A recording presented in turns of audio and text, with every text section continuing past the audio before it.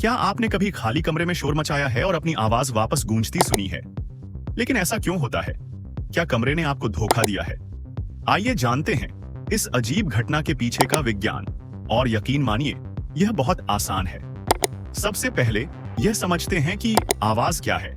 आवाज असल में कंपन होती है जो हवा में फैलती है।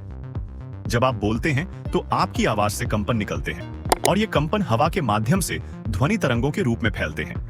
अब जब आप किसी खाली कमरे में बोलते हैं तो ध्वनि तरंगों को यात्रा करने के लिए बहुत जगह मिलती है, लेकिन जब ये दीवार जैसी कठोर सतह से टकराती है तो ये वापस लौट आती है। इसे हम रिफ्लेक्शन कहते हैं। और जब ये लौटी हुई ध्वनि थोड़ी देर बाद आपके कानों तक पहुंचती है तो उसे इको कहा जाता है। अब इसे एक कहानी की तरह सोचिए। आप एक बड़े खाली हॉल में खड़े हैं और जोर से हेलो बोलते हैं। आवाज की तरंगें यात्रा करती हैं, दीवारों से टकराती हैं और वापस लौट आती हैं।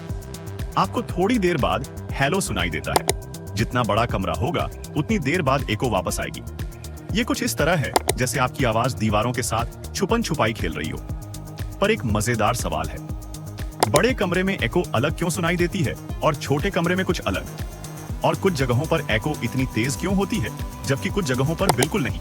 क्या कोई ऐसा आदर्श कमरा है जहां एको कभी नहीं होती? चलिए यह जानते हैं।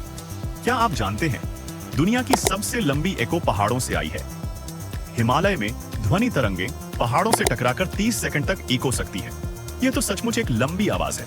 सोचिए, ध्वनि तरंगों को रबर की बॉल जैसा। जब आप बॉल को दीवार पर फेंकते हैं तो वह वापस बाउंस हो जाती है। जैसे ही दीवार सख्त और समतल होती है, बाउंस तेज होता है। ठीक वैसे ही ध्वनि तरंगें कठोर सतहों से टकराकर वापस लौटती हैं और एको पैदा करती हैं। और मुझे यकीन है कि आपने कभी न कभी ऐसा किया है। आप चिल्लाते हैं और जब एको वापस आती है तो आप फिर से चिल्लाने की कोशिश करते हैं, बस यह देखने के लिए कि क्या आप अपनी ही आवाज को और जोर से हरा सकते हैं। ऐसा लगता है जैसे एक गेम हो कि कौन ज्यादा जोर से चिल्ला सकता है, आप या आपकी खुद की आवाज। तो अब जब आप जानते हैं कि एको कैसे काम करती है, अगर आपको यह जानकारी पसंद आई तो लाइक बटन दबाइए। क्या आपके पास कोई मजेदार इको वाली कहानी है? नीचे कमेंट्स में शेयर करें और हमारे चैनल विज्ञानवादी को सब्सक्राइब करना न भूलें ताकि आप हर हफ्ते और मजेदार विज्ञान देख सकें।